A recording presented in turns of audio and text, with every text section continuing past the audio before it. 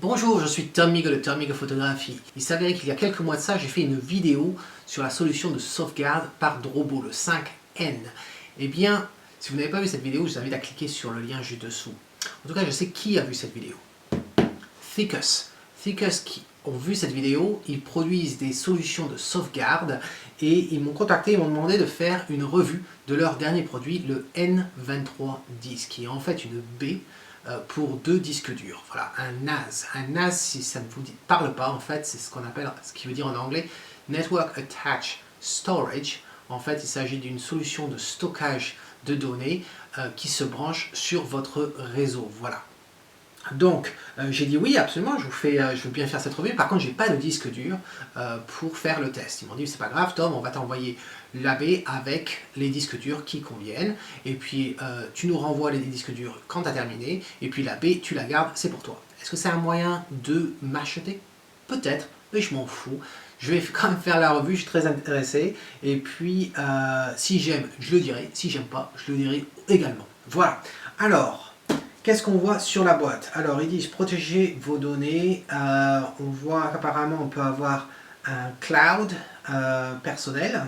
On peut avoir un serveur de téléchargement. On peut avoir un service de backup dans le cloud. On peut faire du streaming, donc jouer des vidéos qui seraient stockées sur cette baie. Aussi un serveur de photos, donc on a nos photos sur ce serveur et on peut les visionner, voilà, à travers le réseau, et puis un accès avec les téléphones portables. Voilà, donc très intéressant. Ici, en fait, devant la joie, ils disent qu'ils garantissent une installation en 5 minutes, une installation complète en 5 minutes. Eh bien, on va vérifier tout ça parce que ça me paraît très rapide.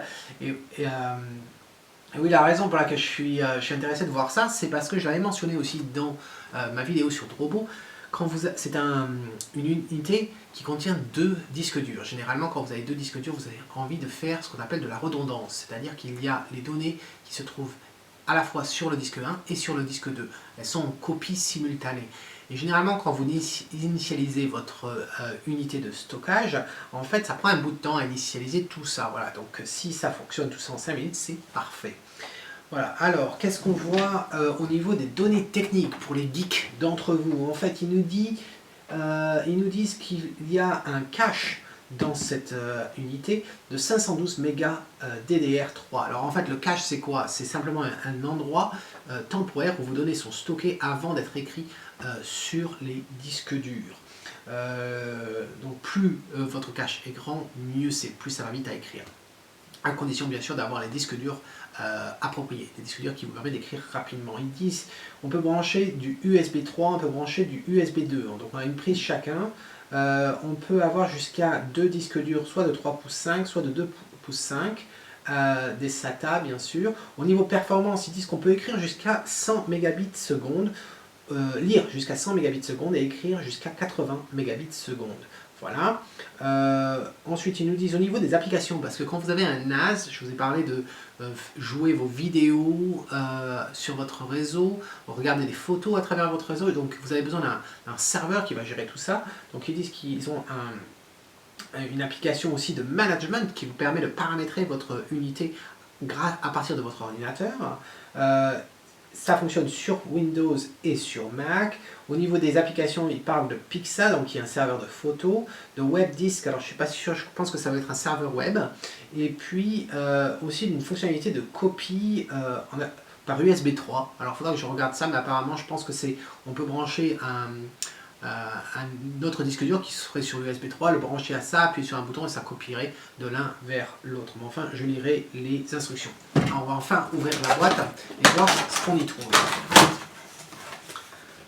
Alors, en fait, c'est l'installation, le guide d'installation rapide. Et alors, j'aime ça parce que ça peut vouloir dire 2 choses. Soit le produit est tellement simple qu'on n'a pas besoin de beaucoup de documentation pour l'utiliser.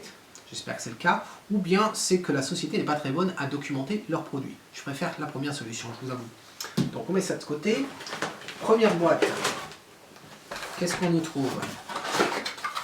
Alors je vous ai parlé de NAS, une unité de sauvegarde que vous branchez sur votre réseau. Donc qui dit réseau dit câble réseau, un câble Ethernet. Voilà, le câble d'électricité. Alors intéressant, ici il y a un câble européen. Heureusement que j'ai des adaptateurs. Pardon. Et puis bien sûr le transfo qui va avec. On a des petits sacs de vis, voilà, pour les disques durs. Et puis un CD, je pense que ça va être les instructions, comment utiliser le NAS, et puis surtout l'application de management. Et puis la carte de garantie, voilà. Donc, je remets ça sur le côté. Qu'est-ce qu'on a d'autre dans la boîte? Alors, ça là. Voilà notre fameux NAS, donc qui est un peu la même forme que le Drobo 5N. Qu'est-ce qu'on y trouve à l'arrière? Eh bien à l'arrière, on y trouve donc la prise pour l'alimentation, le bouton pour reset, la prise pour le câble Ethernet, la prise USB 2 et la prise USB 3. Voilà. On y trouve bien sûr le petit cadenas ici pour sécuriser, l'accrocher à votre bureau pour pas qu'on vous le vole. Et puis à l'avant, qu'est-ce qu'on trouve? Eh bien on trouve les deux B, donc un bouton pour le démarrer, le fameux bouton de copie USB, là, il faudra voir ce que c'est. Et donc si j'ouvre ça, donc bien sûr les disques durs sont dedans, donc il s'agit d'un disque dur Western Digital Enterprise Class d'1 TB, un SATA de 128 mégabits de cache. Voilà, alors je vais le mettre ici, et puis on va ouvrir le deuxième, puis voir si il s'agit du même disque dur. Voilà, donc effectivement c'est exactement le même disque dur. Ce serait intéressant de savoir si on peut utiliser des disques durs différents, de marques différentes, de vitesses et de capacités différentes, comme on peut le faire dans le Drobo. Donc là je ne sais pas. Alors faisons un test. Celui-là je l'ai pris ici dans cette baie là. Si j'essayais de le mettre dans cette baie ici, est-ce que ça fonctionnerait? Oui, ça fonctionne. Alors mettons celui-là. Si celui-là, j'étais bête et je ne me rappelais plus dans quel sens le mettre. Alors si j'essaie de le mettre comme ça, on ne peut pas. Et au moins ça bloque, donc on risque de ne pas casser quoi que ce soit, donc c'est très bien. Voilà. Et puis on referme. Parfait. Alors ce que je vais faire, je vais le brancher à mon iMac. Donc mon Mac, et puis je vais installer leur logiciel, je vais le tester, je vais voir à quel point je peux écrire, quelle est la vitesse d'écriture, la vitesse de lecture.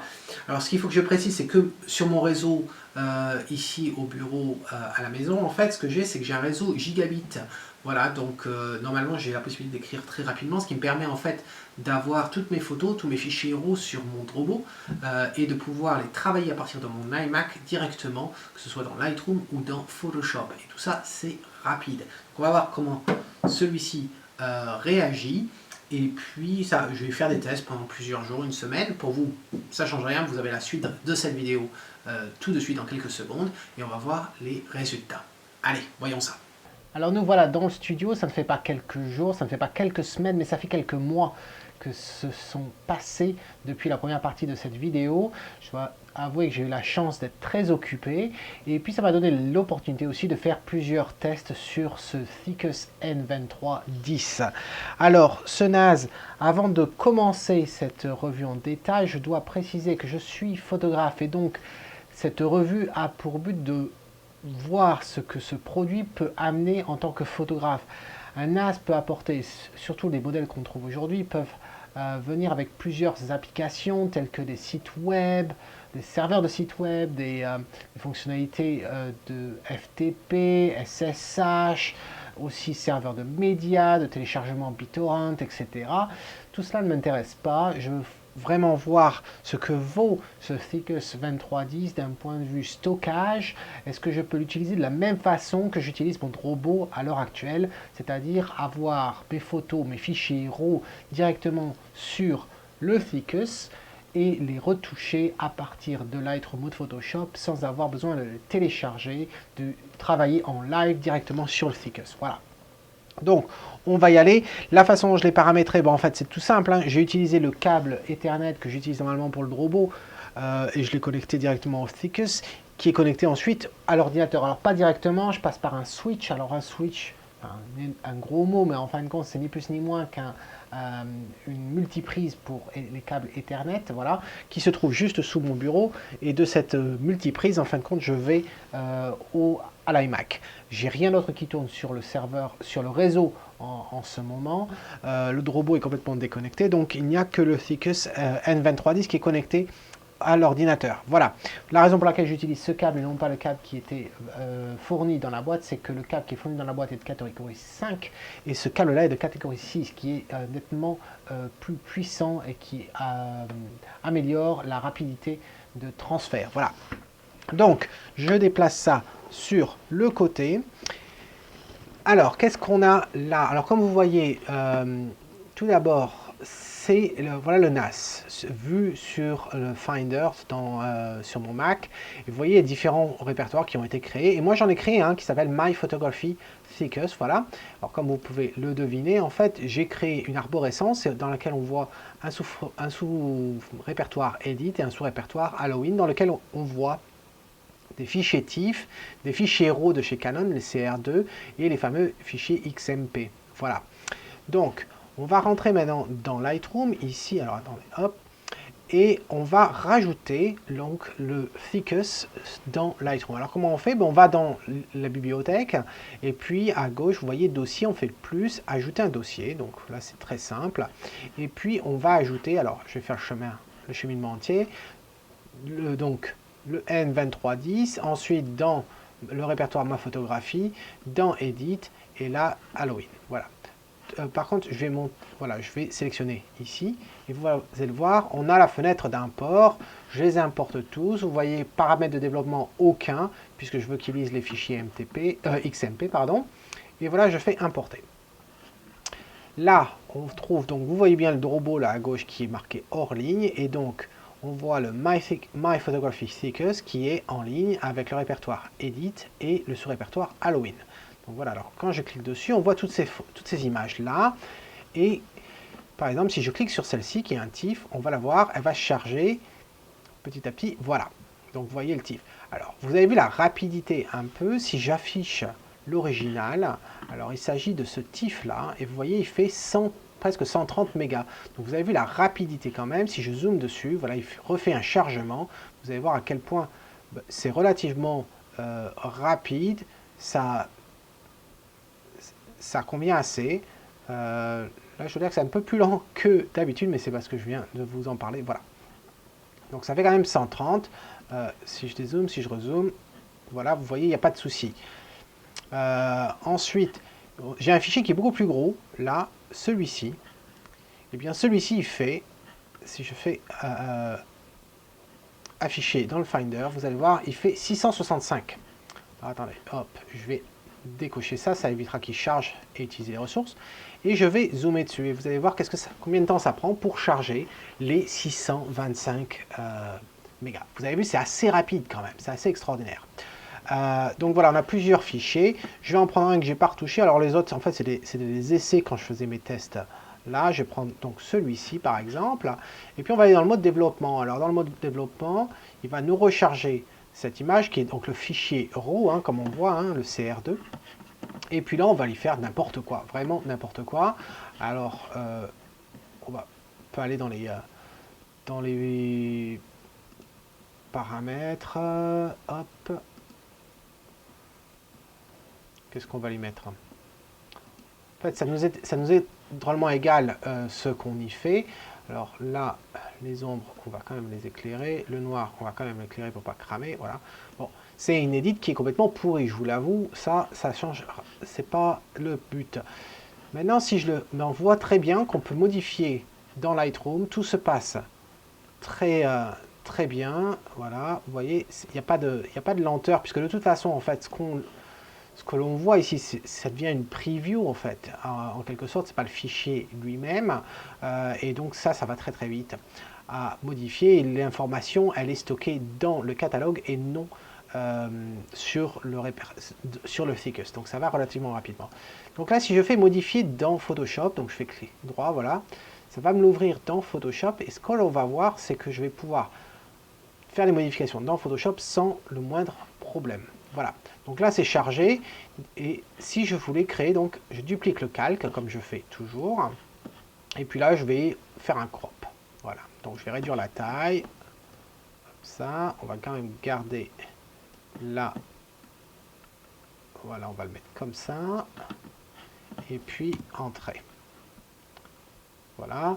Ensuite, on va quand même éclairer un petit peu tout ça.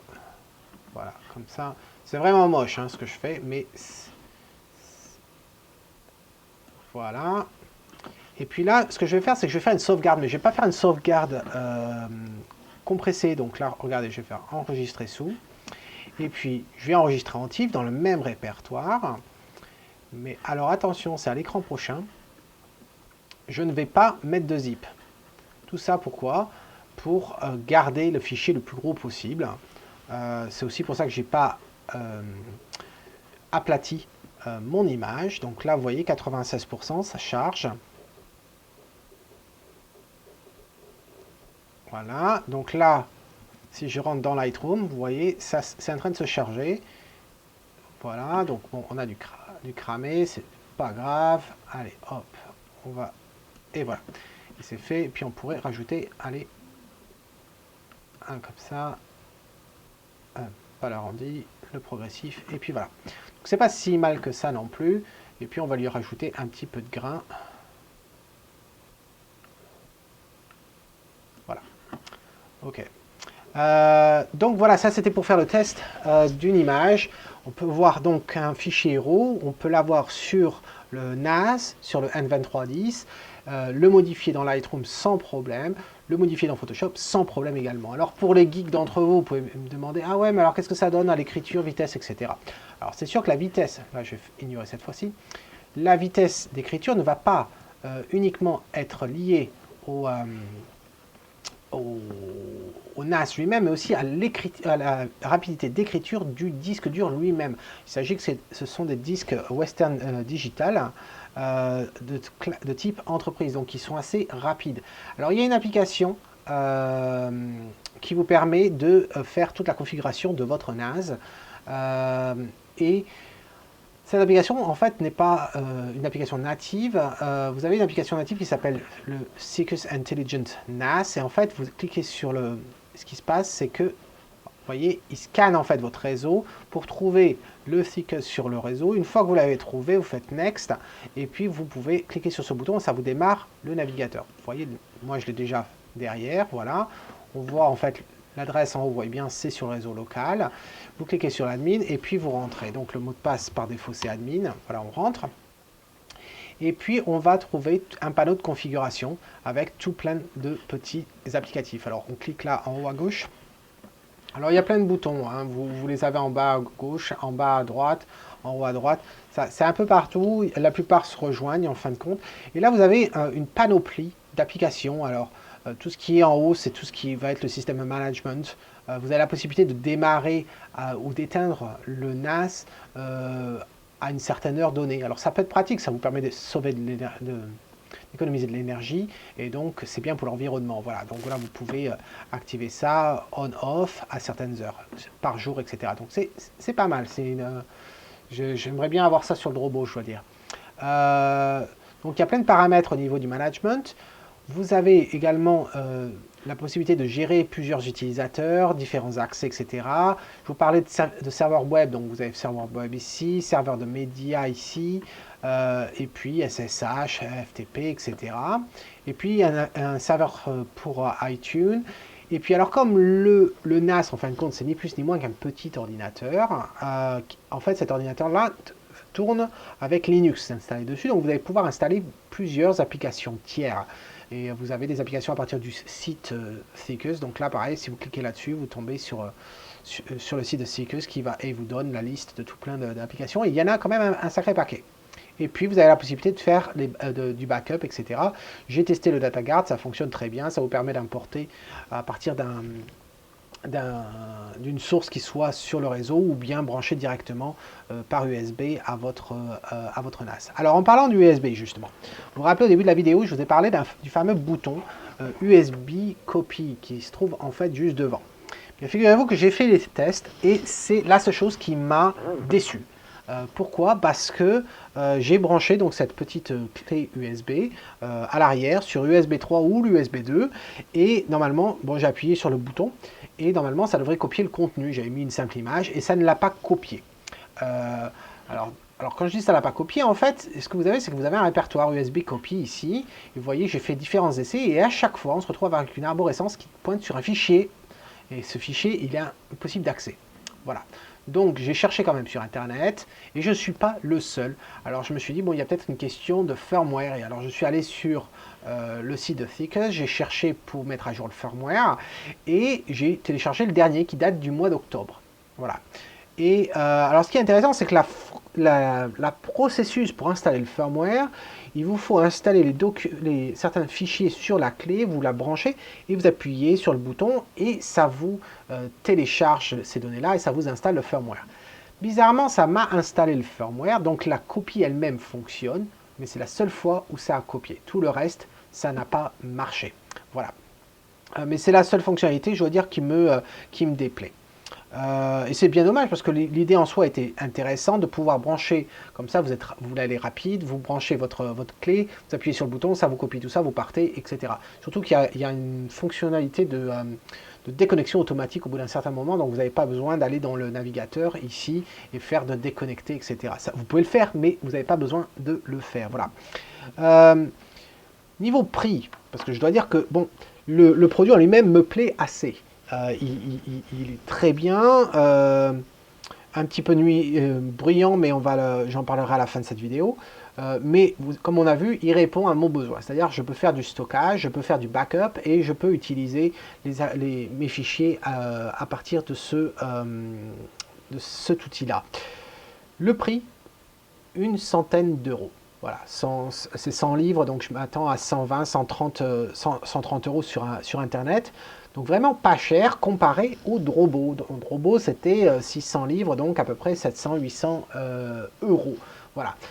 Le Drobo, il avait 5, on pouvait mettre jusqu'à 5 disques durs à l'intérieur. Dans celui-là, on n'en met que 2.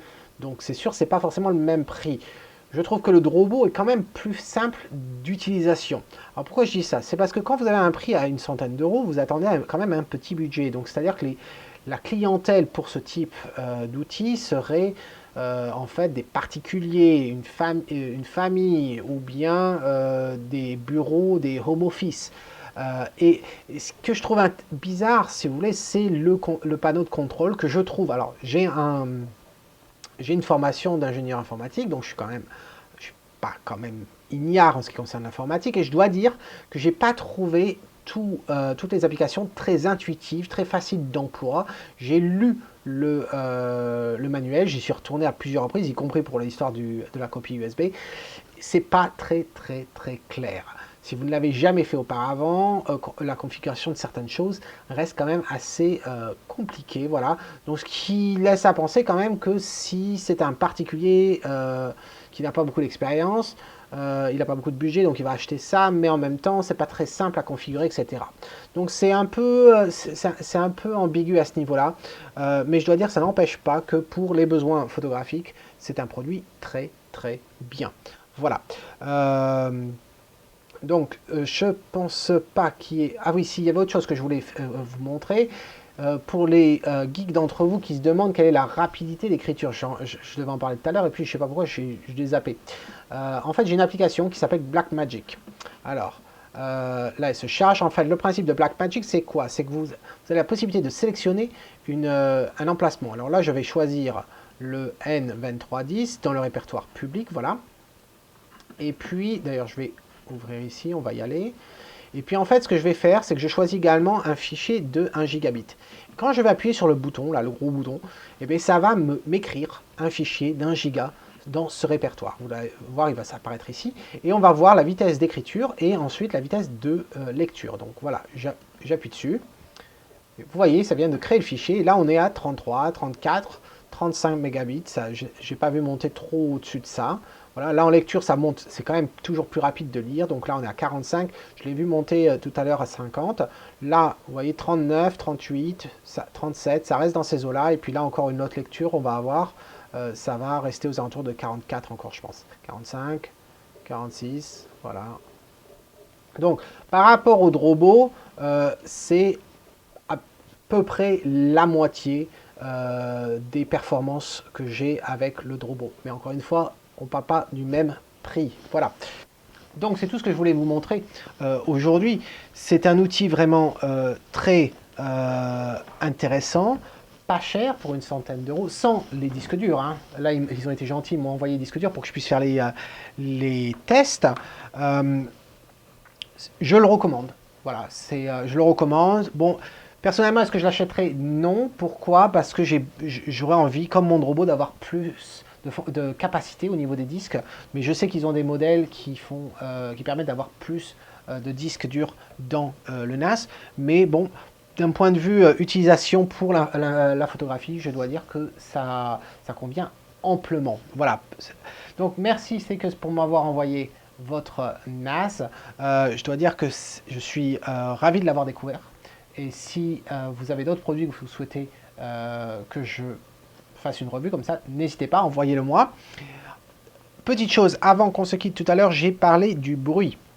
Alors dans une seconde, je vais éteindre l'appareil, je vais quand même continuer à enregistrer. Vous allez pouvoir apprécier en fait la différence de bruit dans mon studio. Voilà, le robot tourne à l'heure actuelle, donc vous risquez d'entendre un murmure de toute façon après. Mais vous allez voir, je trouve quand même que le Secus est très, enfin, entre guillemets, assez bruyant. Voilà, donc s'il était par terre, sous mon meuble, peut-être pas, ou ailleurs, ça ne me dérangerait pas. Là, moi, j'ai mon robot juste à côté de mon ordinateur, et il est vraiment très, très, très silencieux. Ici, bon, on entend les disques durs, on entend surtout le ventilateur qui sert à réguler la température interne. Mais en fait, le bruit n'est pas atténué, ça vient de la coque en plastique qui est assez fine, et donc il ne va pas atténuer très bien le son. Donc voilà, c'est tout ce que je voulais vous dire, j'espère que vous avez trouvé ça intéressant, et puis je vais éteindre l'appareil, et puis on va pouvoir entendre ça. Donc en attendant la prochaine fois, eh bien c'est Tom Higo qui vous dit, si vous aimez ce que vous voyez, eh bien capturez-le, peut-être en silence, une fois qu'on a éteint le NAS Thicus N2310.